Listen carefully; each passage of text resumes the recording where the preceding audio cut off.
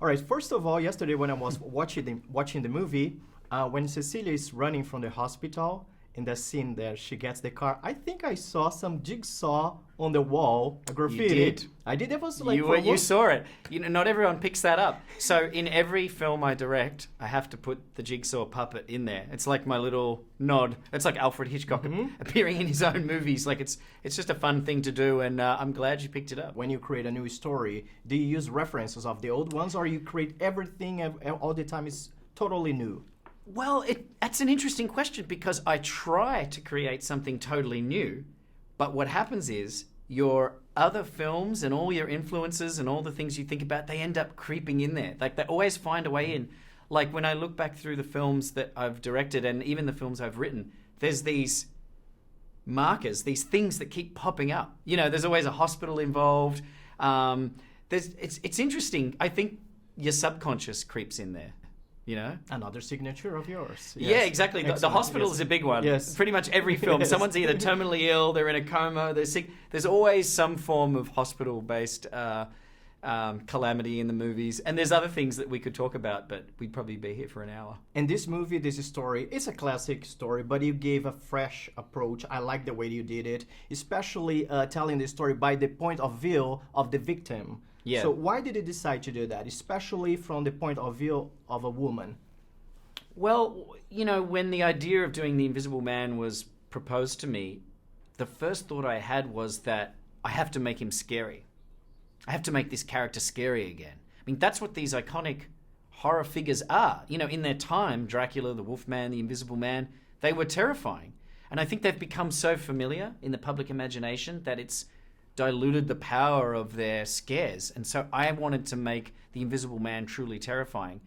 And for me, the way to do that is to tell the story of the victim. You know, as soon as you make the Invisible Man the central character, I think it's not as scary. It's better that he is in the background. Here's someone where you don't even know if he's there or not. And that's really how the whole film came about. Sure. And when we talk about the victims, we need to remember that nowadays there are a lot of people being victimized in domestic violence. So yes. Do you think this movie can bring some awareness regarding this problem? I mean, I would hope so. That would be a really great byproduct of the movie. When I'm writing a film, I'm never thinking about that. I'm not thinking, I'm going to bring awareness to this issue. Mm-hmm. It just sort of comes out. But it is a real issue, and it's something that affects millions of women across the world every single day. And so if I can help kick the rock over and kind of expose just how prevalent domestic violence is, then I'd be happy with it. I love the suit of the Invisible Man with all the cameras. I like the visual effects. Can you tell us a little bit about the choices you made in order to create that visual? The visual? Yes. Well, you know, one of the things that I wanted to do with this film was modernize it. You know, I didn't want the film to be retro or gothic in any way. You know, I didn't want the, you know, cobwebs and wolves howling at the moon, you know, the Transylvanian version of this character. I wanted it to feel like a very modern thriller. And so one way to do that for me was to bring science fiction into it, or tech. I mean, we live every day with tech. In your hand, you're holding right now a computer.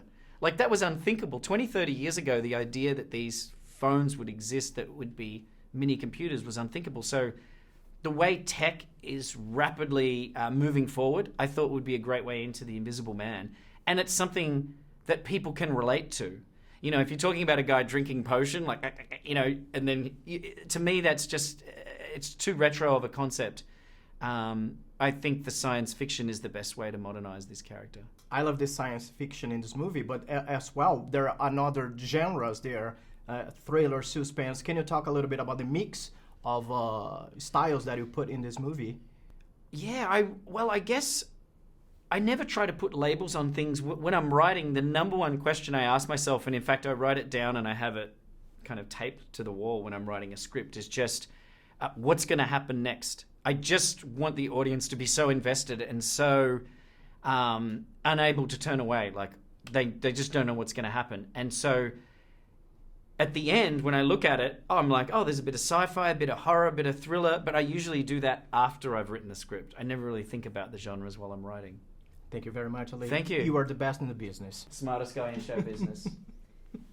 All right. Cheers. Thank you very much. Thanks. Thank you.